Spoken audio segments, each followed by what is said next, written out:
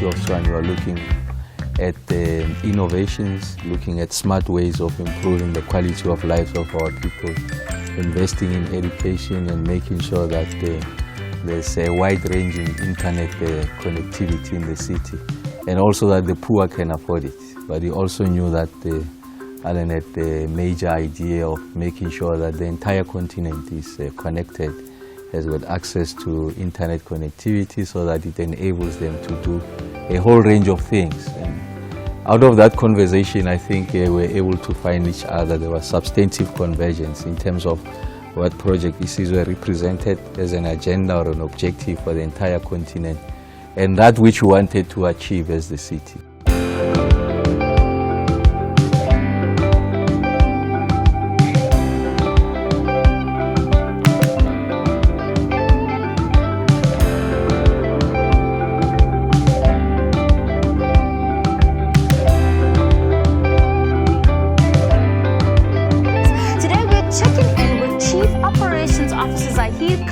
To get into the DNA of how this really all comes together, and we'll also be checking out some hotspots. Zahid, how are you? Very well, thanks. Thanks for having me here. Oh, well, thank you for having us. So I think it's time that we check out how the network all comes together. Please, let's go.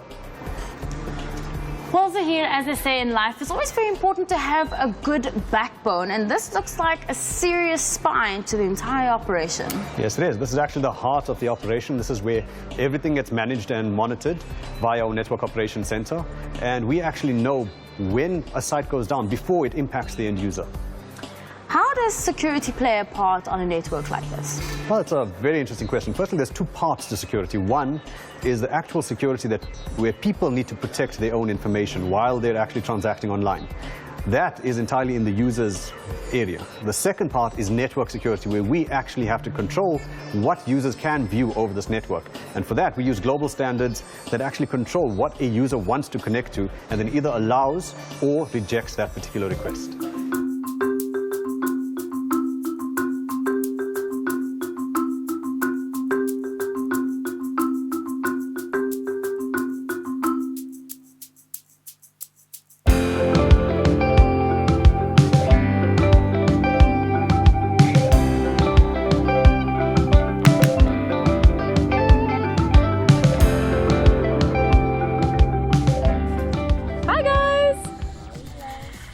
Useful has it been for you to have Wi-Fi in an area like a park?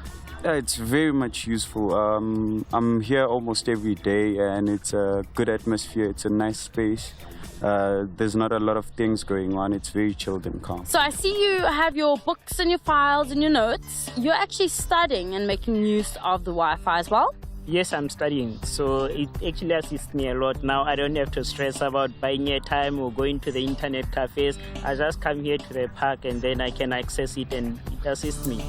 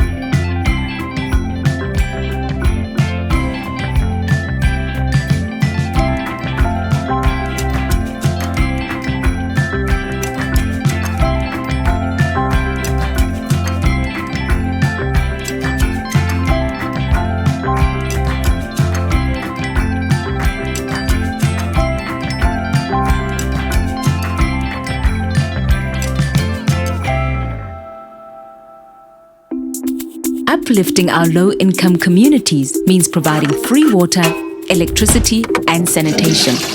But what about empowering these communities?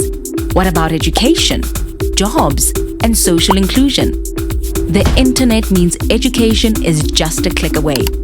It opens the doors to employment and brings us closer together. Unfortunately, high prices put the internet out of reach for those who need it the most. Project Isizwe is bringing free Wi-Fi internet to South Africa. We partner with municipalities to plan, install, and launch free Wi-Fi networks in low-income communities. You see, we don't waste money on fancy new buildings to operate from.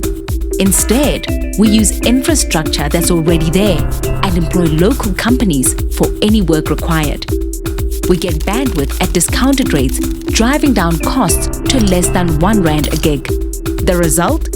Government can affordably subsidize free Wi-Fi for its people with 250 megabytes per day, no passwords and no catch.